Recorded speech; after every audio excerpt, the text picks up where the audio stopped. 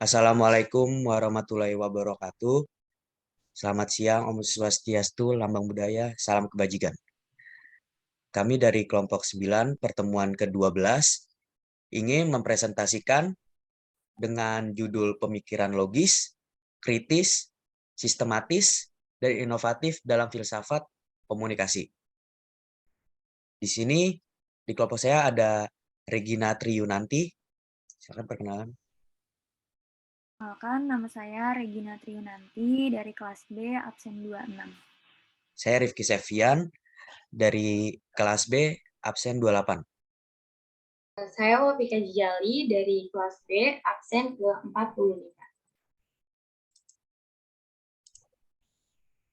Saya Muhammad Akmal Maulana dari kelas B, absen 47. Saya Hafizah Fatima Rahma dari kelas B, absen 52. Baik, kita ke slide selanjutnya. Chapter pertama, silakan Wafik. Oke, aku akan menjelaskan tentang chapter pertama, The Gear of Communication. Tujuan dari diskusi ini adalah untuk menentukan relevansi penyelidikan komunikasi dari perspektif psikoanalitik ancaian pada peran bahasa. Bermain dalam pembentukan subjek kognitif manusia. Komunikasi adalah satu arah daripada reversibel bahwa semua perilaku adalah informasi. Dalam konteks wawancara psikoanalitik, definisi komunikasi yaitu sebagai hasil pertukaran di mana seorang pasien belajar untuk mengenali dampak bahasa pada sejarah emosionalnya.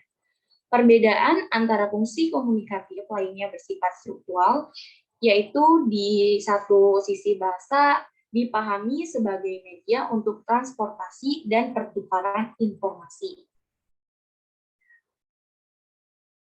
Fungsi komunikatif adalah sebagai wahana atau instrumen yang memungkinkan terjadinya aktivitas penyampaian, pengiriman, penerimaan, dan penguraian kode informasi dari biner tingkat rendah ke tinggi yang kompleks.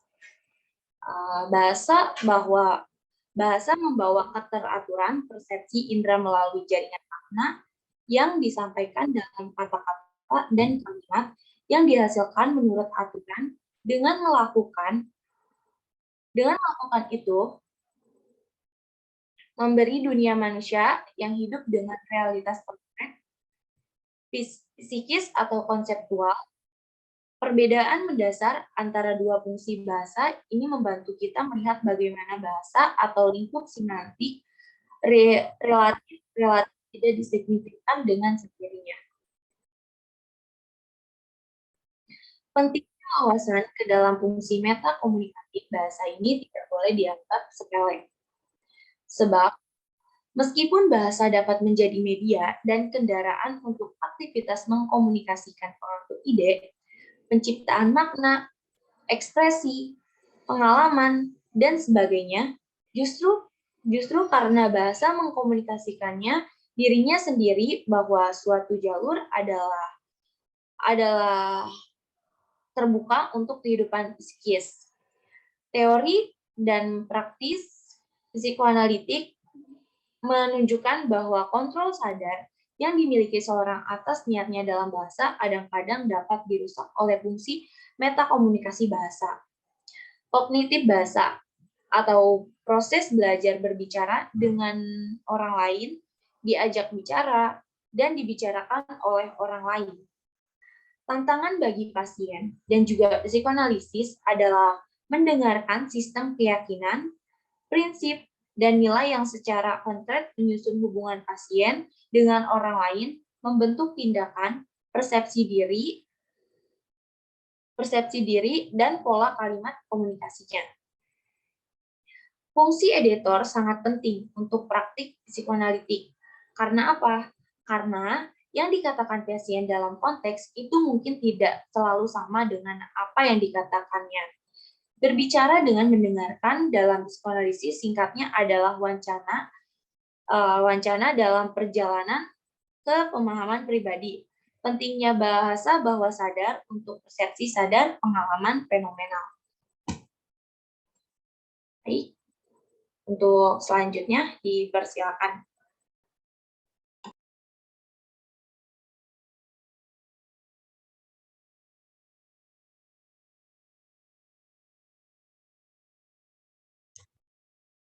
Persilakan, Akmal.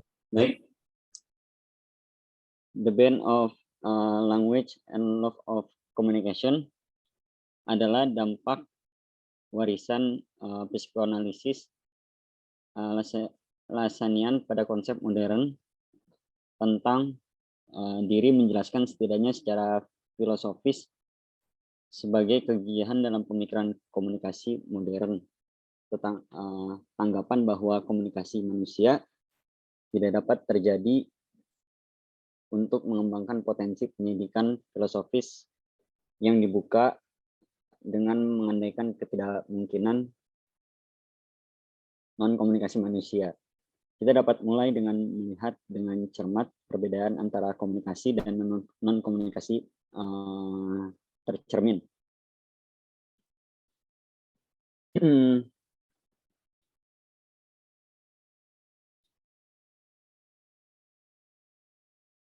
Dalam konteks studi komunikasi manusia, terutama dalam konteks Anglo-Amerika, anggapan bahwa seseorang tidak dapat berkomunikasi seringkali menyerang akut negatif.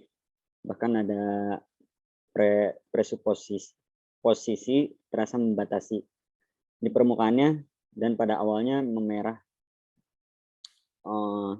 Mungkin sebagai seolah-olah kita dapat berkomunikasi bahkan jika kita mencoba katakanlah dengan tidak berbicara atau menulis dengan tidak masuk akal atau menolak dengan memblokir semua poin kontak dan sebagainya.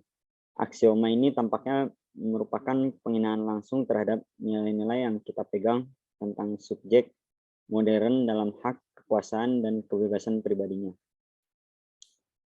Membaca Agamben menurut penulis memperluas ruang interpretasi yang dibuka oleh anggapan tentang ketidakmungkinan non-komunikasi ke bidang filsafat konvensional kontemporer, bahasa, dan hukum. Hukum dan bahasa menjadi perhatian di sini adalah masalah ontologi, bukan benar dan salah. Bahasa adalah kondisi ontologis dasar sebagai manusia, baik didefinisikan maupun diperdayakan dan dibimbing di dalamnya. Secara yang dikatakan Emil Bensid, tidak ada manusia yang tidak selalu menjadi makhluk yang berbicara. Dari perspektif bahasa sebagai kondisi ontologis dasar, kita yang menentukan bahwa manusia dapat dipahami sebagai apa yang Nancy sebut makhluk telantar.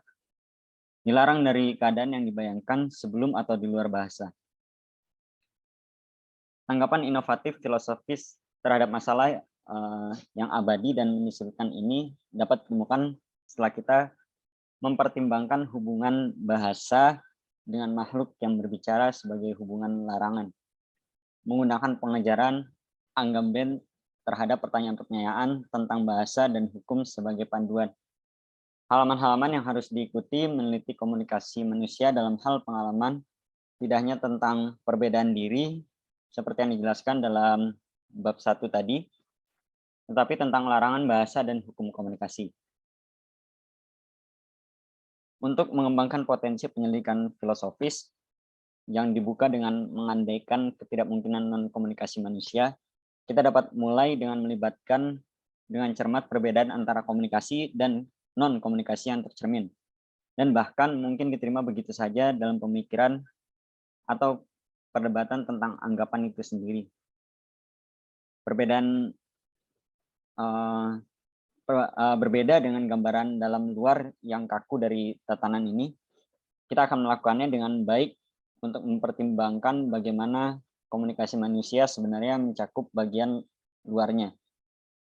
Misalnya kebisingan, keheningan, kesalahpahaman, ketidaktegasan, makna, perbedaan dan pemisahan agen. Sehingga mengesampingkan yaitu untuk mengecualikan baik secara teoritis maupun praktis. Dari bagian dalam komunikasi manusia yang teratur, misalnya pemahaman, penentuan, makna, identitas, dialog, interaksi, dan afinitas. Dengan demikian, menstabilkan tatanan ini dengan mengistimewakan satu set fenomena praktik dan pengalaman di atas yang lain. Di sini kita dapat mengatakan bahwa ada komunikasi yang urutan bidangnya sebenarnya mencakup apa yang disebut non-komunikasi kategori fenomena dan pengalaman yang dilihat seperti itu dari perspektif teoritis modern dari tatanannya. Yang mengatakan bagaimanapun menemukan non-komunikasi di dalam maupun di luar urutan komunikasi tidak mengkonfirmasi bahwa seseorang tidak dapat berkomunikasi. Itu hanya menawarkan arahan filosofis untuk masuk kembali ke problematik yang dibatasi oleh anggapan ketidakmungkinan non-komunikasi. Meskipun pengecualian memberikan petunjuk filosofis kritis untuk pertanyaan tentang otoritas preposisi, ketidakmungkinan non-komunikasi yang diajukan pada awal diskusi saat ini itu belum menawarkan jawaban yang lengkap. Untuk membangun ke arah jawaban-jawaban itu, pertama-tama kita harus meninjau kembali topik bahasa. Kali ini dimulai dengan prinsip yang ditetapkan oleh pemikiran strukturalis abad ke-20 tentang bahasa sebagai kontrak. Prinsip itu berjalan seperti pribadi manusia yang diberkahi dengan kapasitas kognitif untuk bahasa yang sesuai seperti pribadi manusia yang diberkahi dengan kapasitas kognitif yaitu aturan tata bahasa teoritis dan logis dari kombinasi tanda-tanda. Nah, secara historis telah menyepakati makna yang diperlakukan untuk komunikasi yang bermakna. Performatif menggantikan hubungan denotatif antara ucapan dan fakta hubungan referensi diri.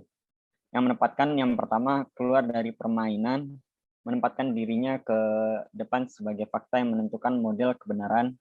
Di sini bukanlah edukasi antara kata-kata dan hal-hal, tapi yang performatif, di mana ucapan tanpa henti mengaktualisasikan maknanya. Agamben menunjukkan bagaimana bahasa berfungsi jauh lebih sedikit seperti kontrak dan lebih seperti larangan, hubungan dengan sesuatu yang tidak terkait. Penulis ini menjelaskan di bagian selanjutnya secara struktural dengan cara yang sama bahwa tidak ada kontrak sosial asli yang melembagakan komunitas dengan mengangkatnya dari keadaan alam sebelumnya yang kacau. Agamben bersikeras bahwa kita tidak hanya masuk ke dalam bahasa, kita juga tidak dapat memutuskannya karena seorang dapat masuk ke dalam dan ataupun memutuskan dengan kontrak. Kontemporer tentang anggapan ketidakmungkinan non-komunikasi yaitu artinya dalam proses menjadi penutur mengambil alih suatu bahasa yang menetapkan saya dan Anda sebagai perwakilan simbolis pribadi eksistensial.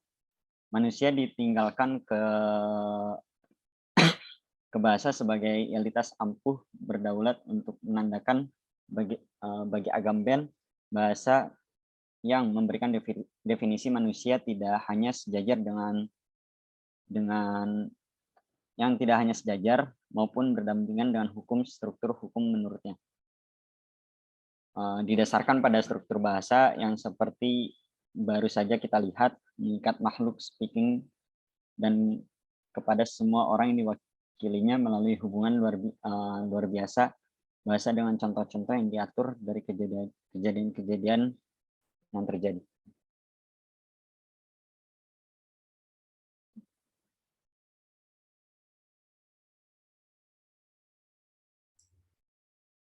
Selanjutnya chapter 3 of Communication and Organization.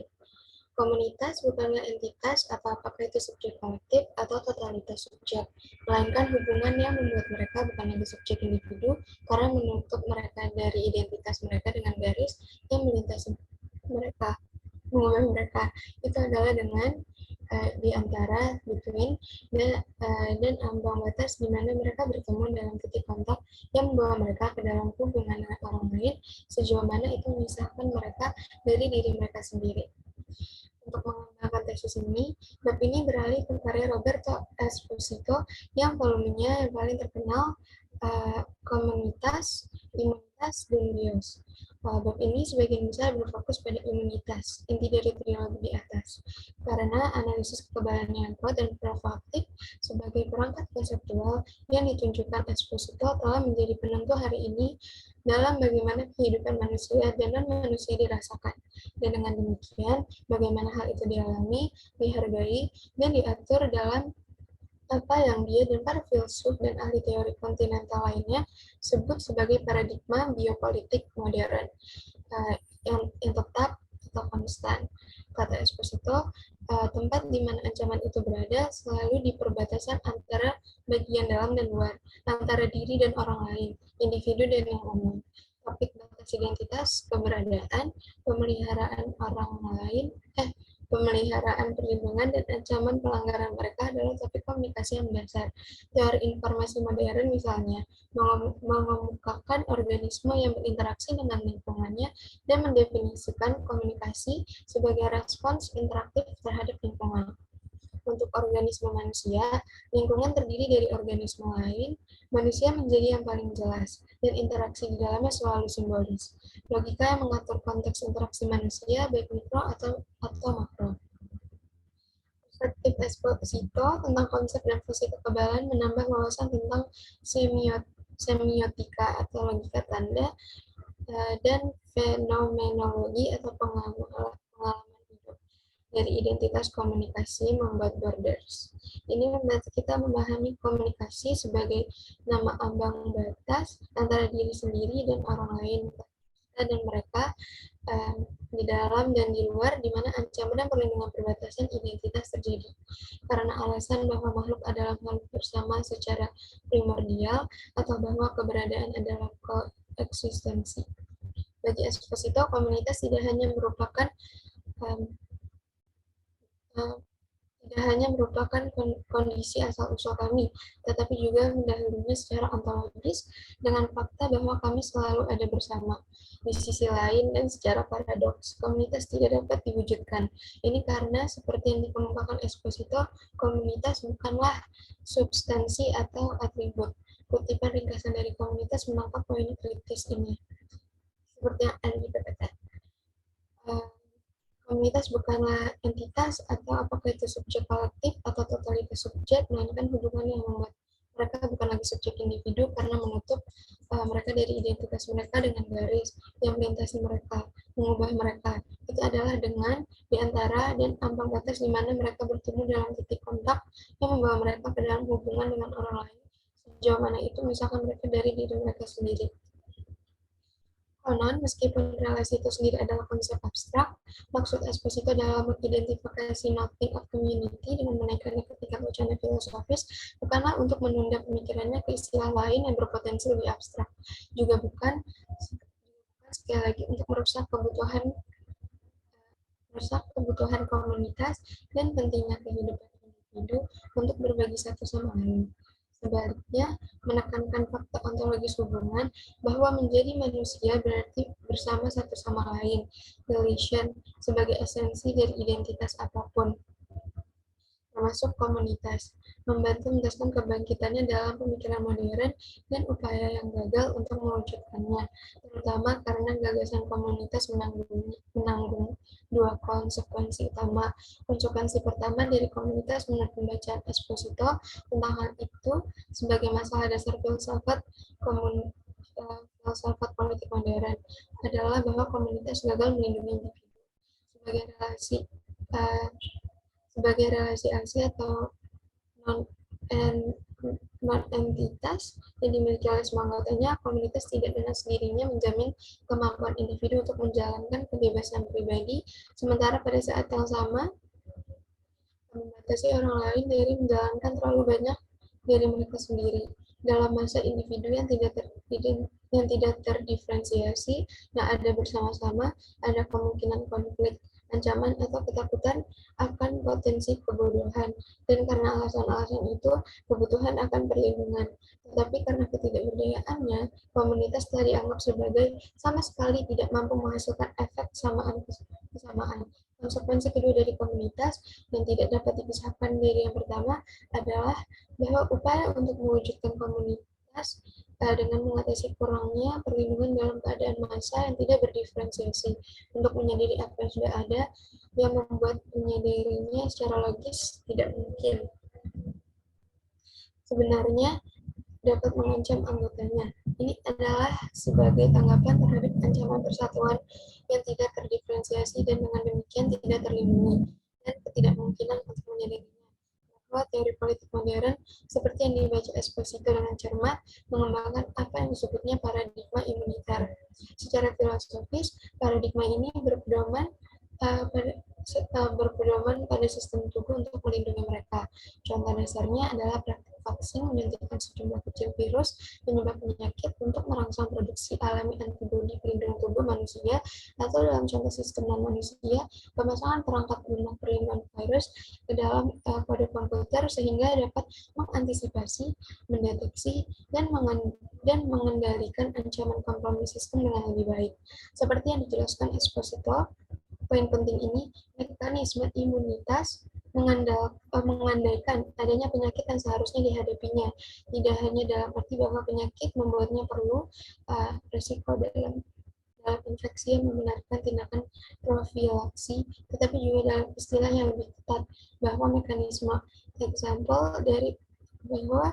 mekanisme kekebalan berfungsi secara tepat melalui penggunaan apa yang ditentangnya. Sebuah contoh dari pemikiran imuniter dalam filsafat politik modern seperti yang dibaca Esposito adalah teori kontrak sosial. Secara sepintas dikatakan teori ini mengemukakan bahwa manusia mengakui di dalam dirinya sendiri kekuatan kekerasan untuk disakiti dan disakiti oleh orang lain. Sama-sama mampu. Oleh karena itu, untuk melestarikan kedua kehidupan seseorang dan mencegah masyarakat larut ke dalam keadaan konflik yang terancam, sebuah perjanjian atau kontrak harus ditetapkan di mana kekuasaan untuk melembagakan dan memelihara ketertiban diberikan oleh anggota community kepada salah satu kekuasaan yang atau itu memperlakukan langkah-langkah untuk melindungi kebebasan individu dan dengan demikian menopang kehidupan masyarakat. Kontrak sosial mengimunisasi bagian dalam individu personalnya untuk hidup dengan menahan kapasitas kekerasannya untuk menghancurkan, melindunginya dari penularan yang membahayakan. Apa yang tampaknya terjadi di luar, yaitu komunitas manusia yang lebih luas dan potensi kekerasannya, di mana semua anggota terpapar, dan dengan ini memperkuat batas baju besi atau identitas individu berkenaan dengan formasi sosial modern, interogasi yang merupakan perhatian utama. Esposito, hukum atau sistem hukum modern dapat diidentifikasikan sebagai alat kekebalan dari formasi sosial. Esposito berpendapat bahwa menjadi sama di bawah tatanan sosial modern berarti bebas untuk mengajukan klaim atas dan mengambil alih properti yang tersedia, untuk memiliki, memelihara, dan mencari nafkah lebih dari sekedar ada sebagai entitas yang terpisah berfungsi sebagai undangan untuk bersama. Hukum melakukan fungsi imunitas vital ini. Bentuk hukum melindungi masyarakat dari risiko konflik melalui aturan mendasar bahwa segala sesuatunya sepenuhnya tersedia untuk digunakan, dikonsumsi, atau dihancurkan oleh siapapun yang dapat secara sah mengklaim memilikinya tanpa ada orang lain yang dapat mencampurinya. Hukum melakukan fungsi imunisasi vital ini. Untuk hukum melindungi masyarakat dari risiko konflik melalui aturan mendasar bahwa segala sesuatunya sepenuhnya tersedia untuk digunakan, dikonsumsi, atau dihancurkan oleh siapapun yang dapat secara sah mengklaim tanpa ada orang lain yang dapat mencampurinya. Dalam tatanan modern, hukum mengkompensasi kurangnya resource masyarakat untuk melindungi individu. Ini berdiri sebagai mekanisme imunisasi untuk melestarikan kehidupan kelompok dengan memberikan jawaban yang konsisten dan dapat diprediksi untuk pertanyaan umum tentang properti kebebasan dan batas-batasnya. Setiap klaim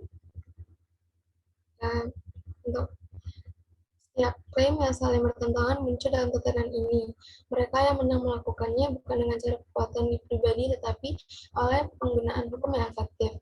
Sistem yang dikodifikasikan untuk pemerintahan yang berlaku untuk masyarakat karena berwenang untuk melakukannya oleh anggota yang kesejahteraannya dilayaninya dan secara teori dirancang untuk melindunginya. Sketsa singkat ini tampaknya menunjukkan dua masalah yang berlawanan. Gagasan tentang komunitas yang tidak berdiferensiasi yang membahayakan perbedaan dan kemandirian individu dengan cara fundamental mengekspos masing-masing pada potensi konflik, dan yang lain di satu sisi yang di sisi lain menimbulkan gagasan kekebalan untuk membentengi individu dengan mekanisme pelindungan yang membantu menutupnya kembali ke dalam dirinya sendiri, dengan demikian mengeraskan komunitas dan individu terhadap ancaman apapun untuk mengkompromikan mereka. Namun Esposito menunjukkan sebaliknya, bahwa ide-ide kekebalan dan komunitas menunjukkan keadaan yang tumpang tindih dan bahkan bertepatan. Untuk menjelaskan, ia menarik perhatian pada inti etimologis dari kedua istilah tersebut, monos, yaitu monos. Monos dapat didefinisikan sebagai hadiah dan hutang. Ini merujuk sekaligus pada karunia keberadaan manusia, yaitu kehidupan dan kebebasan yang datang dengan karunia seperti itu. Kita dilahirkan bebas, kita hidup bebas, namun karena kebebasan hidup adalah hadiah yang diberikan kepada semua dan tidak hanya untuk beberapa orang, itu harus dibagikan. Kita hidup bersama, kita hidup berdampingan atau komunus. Oleh karena itu, munus juga mengacu pada hutang dan dalam dua pengertian. Hutang dalam arti kewajiban dan yang terpenting rasa kekurangan. Pertama, sebagai kewajiban, munus mengacu pada harapan mendasar untuk memberi kembali sebagai imbalan atas karunia hidup. Individu harus menyerahkan sebagian dari kebebasan mereka sebagai sumbangan, sehingga orang lain dapat menikmati kebebasan mereka. Seharusnya yang Esposito sebut sebagai hukum pemberian hadiah timbal balik. Komunitas yang tidak tertulis. Selain kewajiban timbal balik untuk memberi kembali untuk karunia kehidupan, pengertian kedua munus sebagai kekurangan mengacu pada struktur komunitas manusia dalam keadaan asli yang tidak terdiferensiasi. Munus mengacu pada ketiadaan, kurangnya mekanisme nyata apapun yang mengikat komunitas manusia selain kewajiban pribadi untuk memiliki dan untuk menjadi. Pengalaman yang telah direpresentasikan dalam filsafat modern sebagai rasa bersalah. Selanjutnya,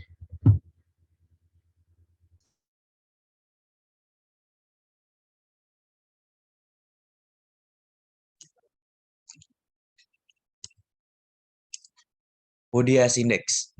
Fokus dari chapter ini adalah batas identitas dari tubuh komunikatif, untaian gagasan tentang bahasa, diri, dan lainnya, subjektivitas komunitas dan komunikasi, dan kekebalan yang dikembangkan di bagian-bagian sebelumnya dari buku ini.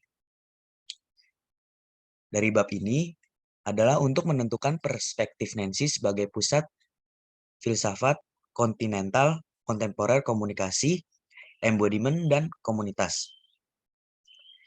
Ini adalah perspektif yang paling penting bagi filsafat komunikasi kontinental kontemporer. Dari perspektif Nansya adalah memahami tubuh manusia sebagai lokasi atau paparan tidak hanya keberadaan tapi juga jiwa. Dalam upayanya untuk mempersempit atau menutup dan mempertahankan titik-titik akses untuk relasi sosial dan komunikatif baru. Alih-alih menganggap tubuh sebagai kesatuan, terintegrasi, dan di bawah kendali asional yang kurang lebih terhadap diri, model yang ditawarkan Nancy untuk berpikir tentang tubuh adalah korpus, katalog atau inventaris, organ, fungsi, sensasi, dan sebagainya, yang menyusun tubuh kompilasi yang dengan demikian selalu dapat diperpanjang. Yang paling penting bagi filsafat komunikasi kontinental kontemporer dari perspektif Nancea adalah memahami tubuh manusia sebagai lokasi atau paparan. Tidak hanya keberadaan tapi juga jiwa. Dengan kata lain, manusia adalah makhluk yang berpikir, yang dihagit oleh kesadaran jiwa atau ego dalam istilah fenomenologis, dan dianggap seperti itu. Dari tubuhlah seseorang menjadi sadar akan dirinya sendiri. Selanjutnya ada korpus penting untuk filsafat komunikasi kontemporer. Saya berpendapat karena dalam mempertanyakan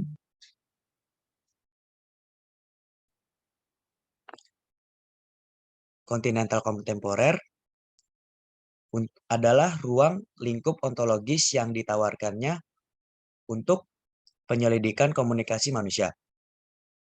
Fokus yang dibawanya pada pemaparan menjadi memperluas perspektif kita tentang kurangnya constitutiveness dan dari apa yang kita sebut identitas. Kurangnya atau cacat dalam cangkang subjektivitas yang membuat kita umum. Berkenaan dengan pemikiran tentang komunikasi manusia, komunitas, dan makhluk yang diwujudkan filsafat kontinental kontemporer yang maju di sini terhubung langsung dengan beberapa masalah berbasis disiplin komunikasi, sosiologi, dan antropologi yang mendapat perhatian ilmiah sebagai topikal studi tentang tempat-tempat komunitas, keanggotaan dalam komunitas, dan praktik dan pengalaman membangun komunitas.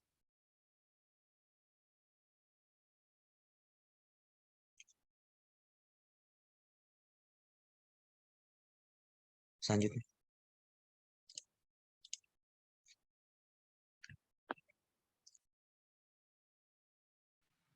Di sini saya akan menjelaskan chapter 5, What Remains to be Taught, Community, or Being With.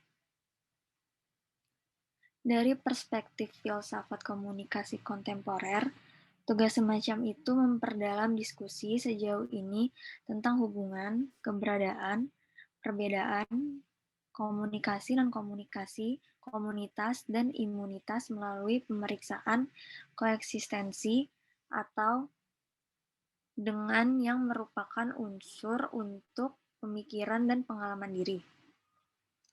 Dengan latar belakang perjuangan untuk mewujudkan komunitas, kita diingatkan bahwa komunitas selalu dialami dalam dan melalui komunikasi yang tidak hanya mendahului kita masing-masing secara ontologis, tetapi juga dialami dalam kosakata yang kita gunakan secara rutin.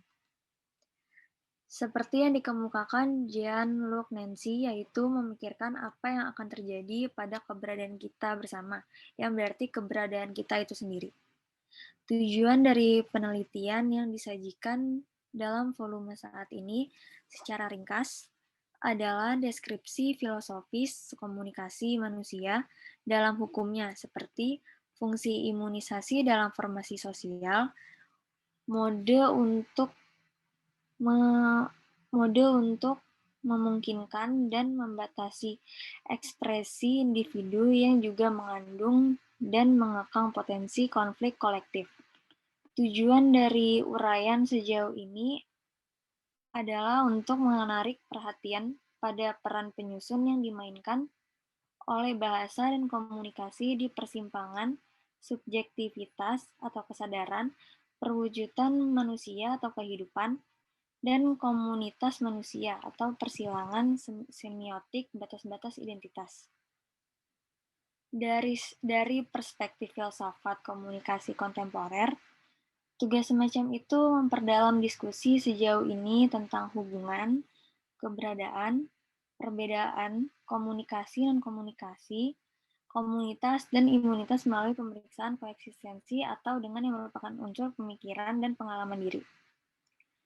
Filsafat Nancy menyontohkan bait semiotik fenomenologi sebagai wacana yang berkelanjutan, membuka pikiran, dan non-totalitas di mana masalah dan kekurangan filsafat klasik dan teori kontemporer bertemu dengan wawasan tentang masalah eksistensial, psikologis, dan estetika yang secara sadar dikurung dan dikecualikan setelah pergantian strukturalis. Nancy menambahkan wawasan kritis tentang mengapa konsep komunitas tidak hanya stabil dan terjamin, juga tidak dapat dihindari di dalamnya, sama seperti komunikasi yang dapat direduksi menjadi ekspresi diri dan persepsi lainnya, juga tidak dapat dihindari. Tujuan dari bab ini adalah untuk memperdalam hubungan antara filsafat komunikasi dan perspektif kontinental kontemporer yang sudah terlibat dalam buku ini. Filsafat adalah cara praktis untuk berpikir tentang dunia, berkenaan dengan pemikiran tentang komunikasi manusia, komunitas, dan makhluk yang diwujudkan.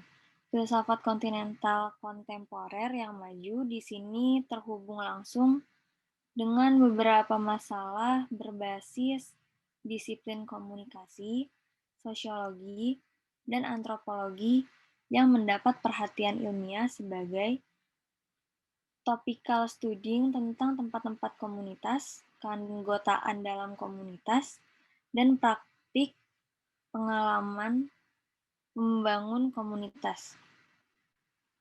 Pentingnya filsafat komunikasi kontinental kontemporer ini tidak dapat diremehkan.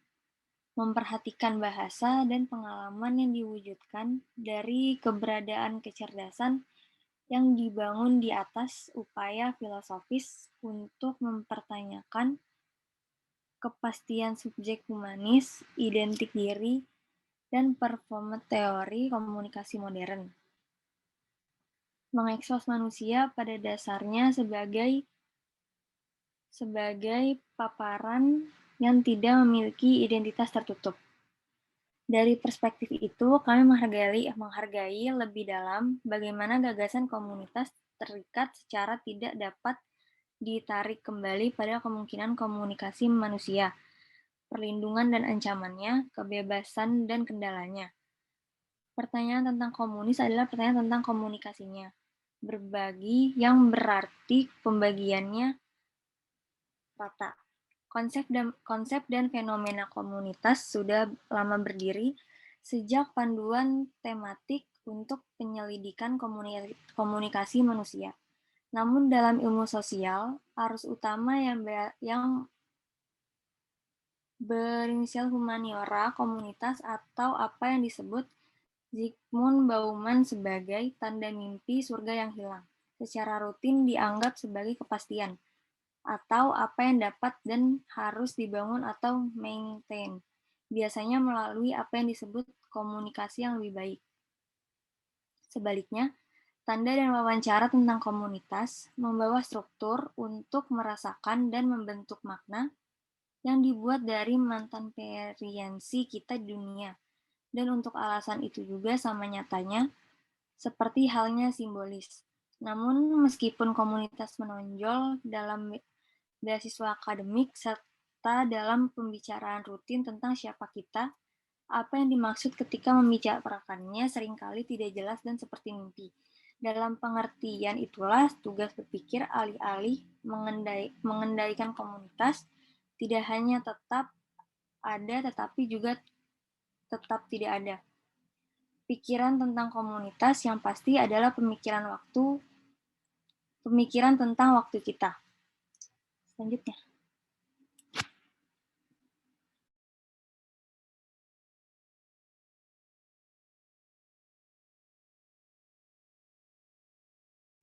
Silakan Wafik. Baik, aku akan menjelaskan studi kasus, yaitu larangan kata tercela.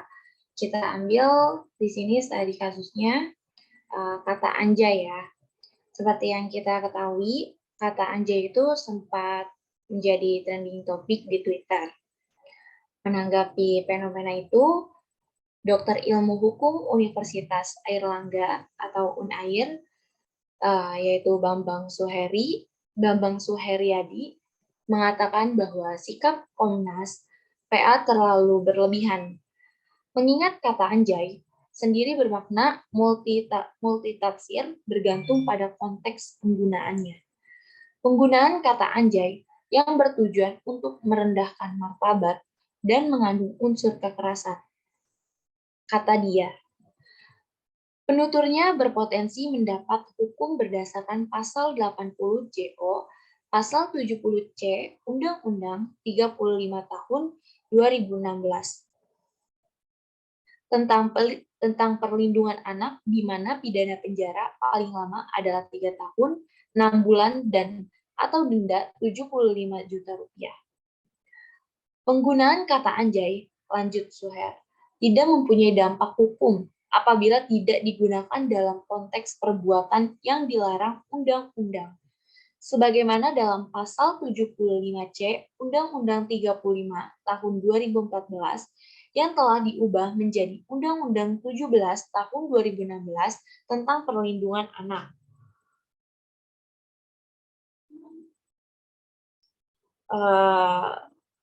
Mengingat bahwa kata tersebut tidak mempunyai arti resmi dalam Kamus Besar Bahasa Indonesia, jadi yang dilarang oleh hukum adalah penggunaan kata anjay apabila disampaikan dalam konteks yang bermakna atau mengandung unsur kekerasan.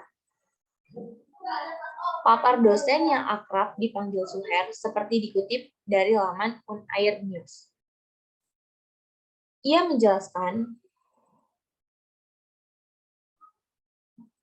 menjelaskan bahwa untuk kekerasan di undang-undang adalah kekerasan terhadap seperti itu. Undang-Undang 17 tahun 2016 di atas, penghinaan atau pencemaran nama baik dalam pasal 27 ayat 3 Undang-Undang 19 tahun 2016 tentang informasi dan transaksi elektronik. Pasal ITE itu menyebutkan bahwa setiap orang dengan sengaja dan tanpa hak mentransmisikan atau membuat dapat diaksesnya informasi elektronik yang memiliki muatan penghinaan dan pencemaran nama baik. Penggunaan kata anjay yang bertujuan untuk merendahkan martabat dan mengandung unsur kekerasan, kata dia.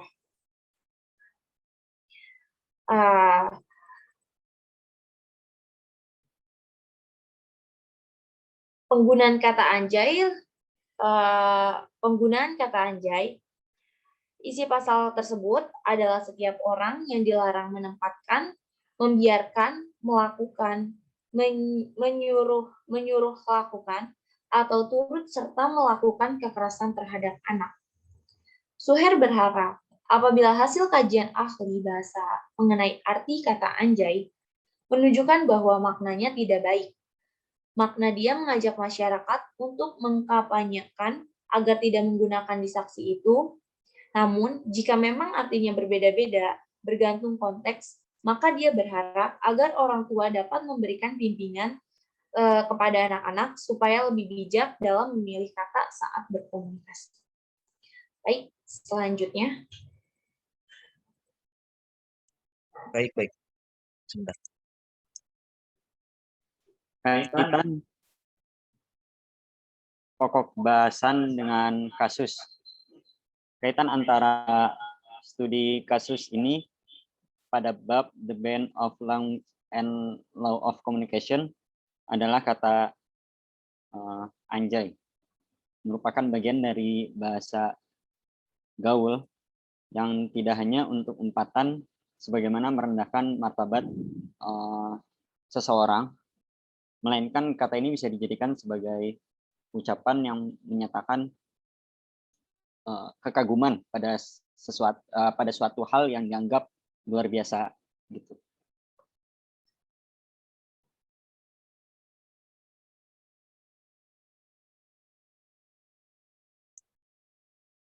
Tujuan dari diskusi ini adalah untuk menentukan relevansi penyelidikan komunikasi dari perspektif psikoanalitik, Lacanian pada peran bahasa, bermain dalam perbentukan subjek komunikatif massa, dan di The Ban Language Law of Communication adalah dampak warisan psikoanalisis Lacanian pada konsepsi modern tentang diri menjelaskannya. sebagian kegigihan dalam pemikiran komunikasi modern tentang tanggapan bahwa komunikasi manusia tidak dapat terjadi. Sebagian besar berfokus pada imunitas, inti dari trilogi di atas, karena analisis kekebalannya yang kuat dan provokatif. Terus ada provokatif sebagai perangkat konseptual yang ditunjukkan Esposito telah menjadi penentu hari ini dalam bagaimana kehidupan manusia dan non-manusia. Di fokus dari materi ini adalah batas identitas dari tubuh komunikatif dan tujuannya meneliti yang disajikan dalam volume saat ini secara ringkas. Adalah deskripsi filosofis komunikasi manusia dalam hukumnya, seperti fungsi imunisasi dalam formasi sosial, mode untuk memungkinkan dan membatasi ekspresi individu yang juga mengandung dan mengekang potensi konflik kolektif.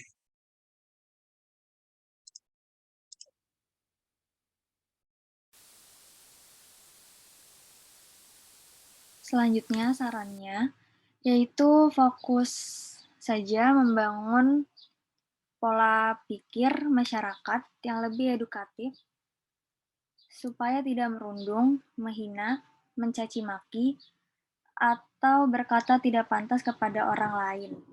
Melarang itu tidak akan membuahkan hasil, lebih baik mengedukasi. Namun jika memang artinya berbeda-beda bergantung konteks, maka dia berharap agar orang tua dapat memberikan bimbingan kepada anak-anak supaya lebih bijak dalam memilih kata saat berkomunikasi.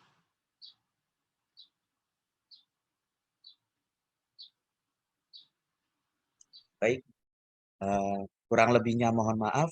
Wassalamualaikum warahmatullahi wabarakatuh. Stop